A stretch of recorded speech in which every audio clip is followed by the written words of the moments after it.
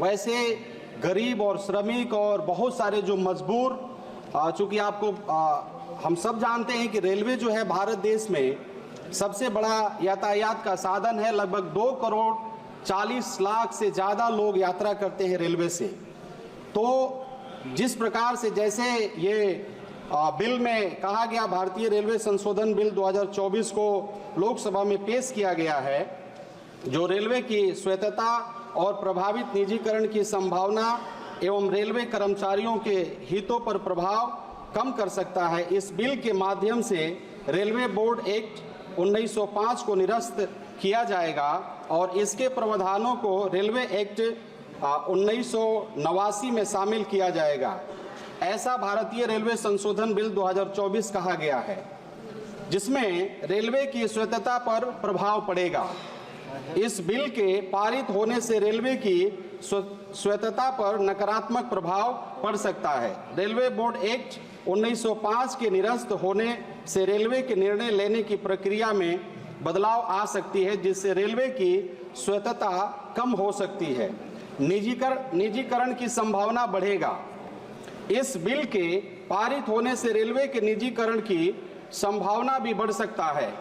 Railway act 1989 में शामिल होने वाले प्रावधानों से रेलवे के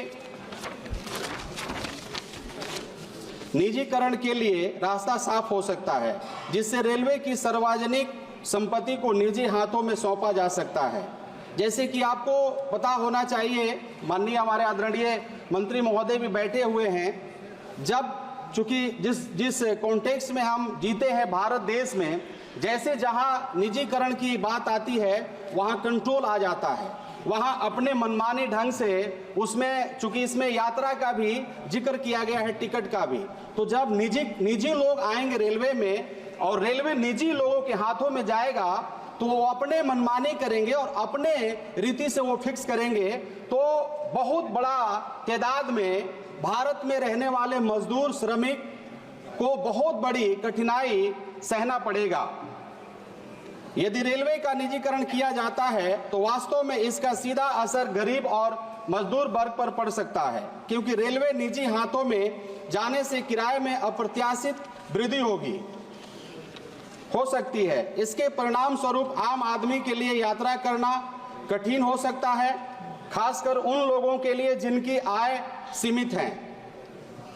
यही स्थिति सरकारी, जैसे कि हम लोग देखते हैं, जिसके बाद भारत में बहुत सारे प्राइवेट स्कूल हैं और प्राइवेट स्कूल में इतने फीस हैं कि मजबूर और गरीब लोग अपने बच्चों को प्राइवेट स्कूल में नहीं भेज सकते। उसी प्रकार से इसमें भी हो सकता है ऐसा।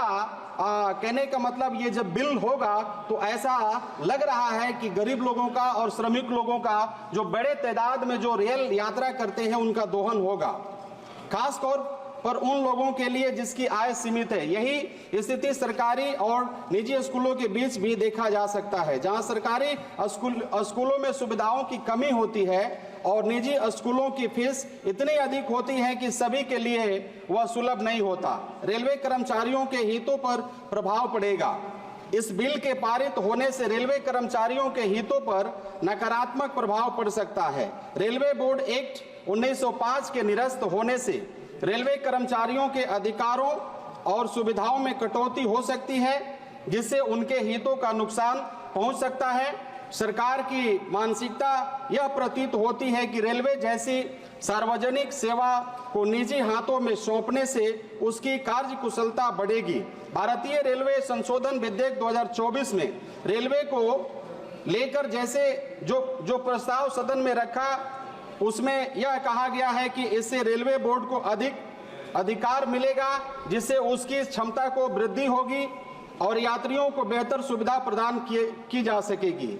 यह सच है कि वंदे भारत जैसे ट्रेन भारत देश में देश के अलग अलग हिस्सों में चलाया गया। एक एग्जाम्पल, उदाहरण के लिए मैं बता सकता हूं, मैं जहां से आता हूं, मेरा पार्लियामेंट सासाराम है, जहां से बाबू जगजीवन राम आजीवन सांसद रहे, कुदरा है। वहां से पहले यात्री यात्रा करते थे तो 50 से 60 रुपया में बनारस चले आते थे। चूंकि हजारों लोगों को प्रत्येक दिन बनारस आना होता है, बीमार लोग भी आते हैं, चूंकि बड़ा बड़ा हॉस्पिटल बनारस में है और हमारा जो क्षेत्र है कनेक्ट है, बहुत नजदीक है बनारस से। लेकिन अभी जो ये ट्रेन चलाया गया उसमें लगभग दोगुना भाड़ा, जैसे माननीय मंत्री जी सब्सिडी की बात कह रहे थे, आज ही मैं इस सदन में सुन रहा था, तो लोगों को सब्सिडी का जो आप बात कह रहे हैं कैसे पता चले, कैसे लोगों को समझ में आए। जब वो वंदे भारत से यात्रा करते हैं तो जब बनारस आते हैं तो उनको दुगना टिकट कटाना पड़ता है, दुगना भाड़ा देना पड़ता है।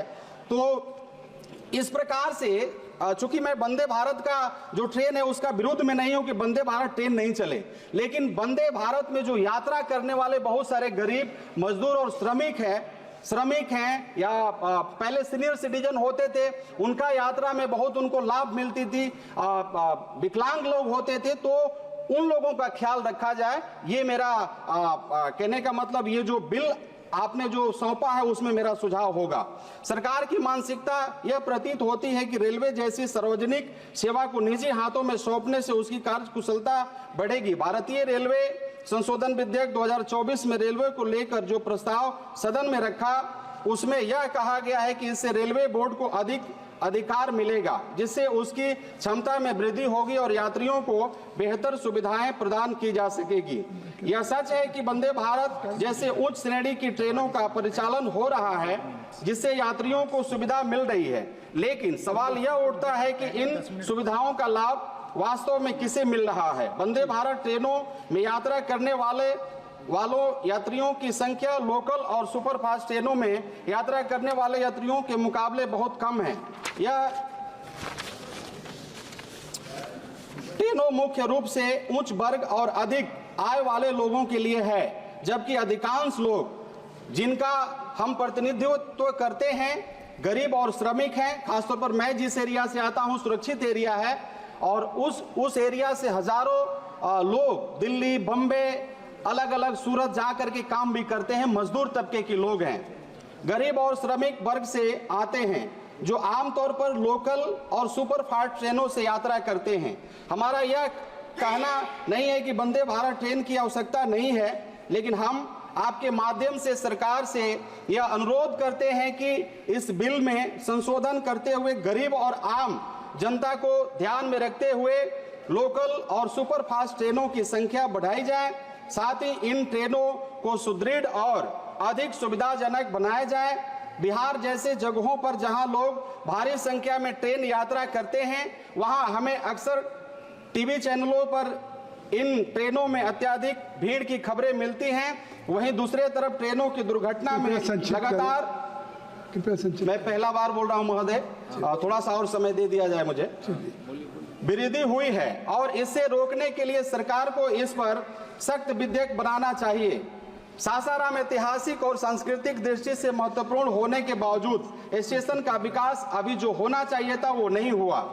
महोदय, वहां चूंकि इस बिल में मैंने कहीं भी नहीं देखा, बरसों पहले जो मुंडेश्वरी से मोहनिया जो आरा होते हुए आरा तक जो परियोजना था वो सफल नहीं हुआ, चालू नहीं हुआ। एक चीज और आपके बीच में मैं रखना चाहता हूं महोदय कि डालमिया नगर बहुत बड़ा, एशिया में एक बहुत बड़ा औद्योगिक जगह था, जहां पर 219 एकड़ जमीन रेलवे ने लिया 2007 में, उद्योग परिसर क्रय किया। 2009 में तत्कालीन रेल मंत्री ने यह हाई एक्सल बैगन मरम्मत और कपलर निर्माण कारखाना की आधारशिला भी रखी थी, लेकिन सरकार ने इसको ठंडे बस्ते में डाल दिया। 23 जून 2017 को रेल मंत्रालय ने यहां रोहतास उद्योग के कबाड़ को बेचने और यहां रेल बैगन मरम्मत कारखाना लगाने के लिए डीपीआर बनाने की जिम्मेदारी रेलवे की एक इकाई को दी थी। कारखाना के कबाड़ को बेचकर सरकार को लगभग 90 करोड़ का राजस्व प्राप्त हुआ। 2015 में विधानसभा के चुनाव में पूर्व डेहरी के सूरा हवाई अड्डा के चुनावी सभा के दौरान आदरणीय प्रधानमंत्री नरेंद्र मोदी जी की घोषणा के बाद यहां रेल कारखाना लगाने की प्रक्रिया प्रारंभ हुई। जब रेल मंत्री आदरणीय पीयूष गोयल जी थे, संसद में कहा कि कारखाना 2022 में चालू हो जाएगा।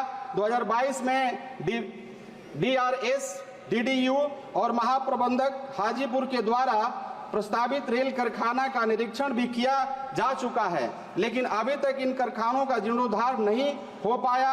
अतः आपके माध्यम से मैं ये भी कहना चाहूंगा कि जरूर इस अधिनियम में जो है उसको भी इसमें रखा जाना चाहिए था। और आपके माध्यम से मैं कहना चाहूंगा कि अमृत भारत में बहुत सारे रेल स्टेशन का जीर्णोद्धार हुआ, लेकिन आदरणीय माननीय मंत्री जी कह रहे थे कि छोटे छोटे स्टेशन को भी जीर्णोद्धार हुआ, लेकिन बिहार के कॉन्टेक्स्ट में मैं कहना चाहता हूं कि बड़े तादाद में दिल्ली से, बम्बे से लोग जाते हैं। अगर आप देखिएगा तो खास तौर पर अक्टूबर और नवंबर में, दीपावली और छठ में लोग लौटते हैं, लेकिन होता क्या है कि वहां जब हम देखते हैं तो पता ये चलता है कि जब लोग, जैसे बम्बे में इस साल हादसा हुआ, बहुत सारे लोग जान गंवा दिए, तो जब लोग जान गंवाते हैं तब जाकर के निर्णय लिया जाता है और स्पेशल ट्रेन चलाए जाते हैं। तो इनके भी ख्याल रखा जाना चाहिए था, लेकिन मैंने नहीं कहीं देखा। उसके बाद और मैं आपके माध्यम से ये भी पूछना चाहूंगा कि बहुत सारा रेलवे ओवर ब्रिज बना, जैसे कुदरा में रेलवे ब्रिज बना, लेकिन अभी भी बंद पड़ा है। 1 साल 1.5 साल चला, उसके बाद में बड़ा पैसा से वो ओवर ब्रिज बना था, लेकिन वो टूट गया। इसका भी जांच होना चाहिए। भिट्टी का अंडर पास बनना चाहिए, जो कि मोहनिया का बगल में है, वो हमारा ही बगल में पड़ता है। और किशनगंज जलालगढ़ जो रेल परियोजना है वो भी शुरू होना चाहिए, लेकिन ये सब कहीं भी हम लोगों ने नहीं देखा।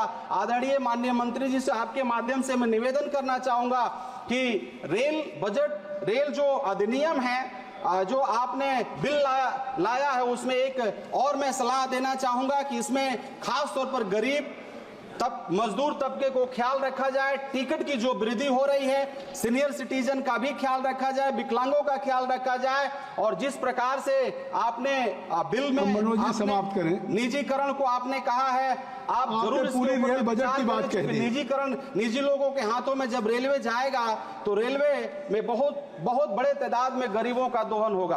आपने मुझे मौका दिया बोलने के लिए, इसके लिए बहुत बहुत धन्यवाद।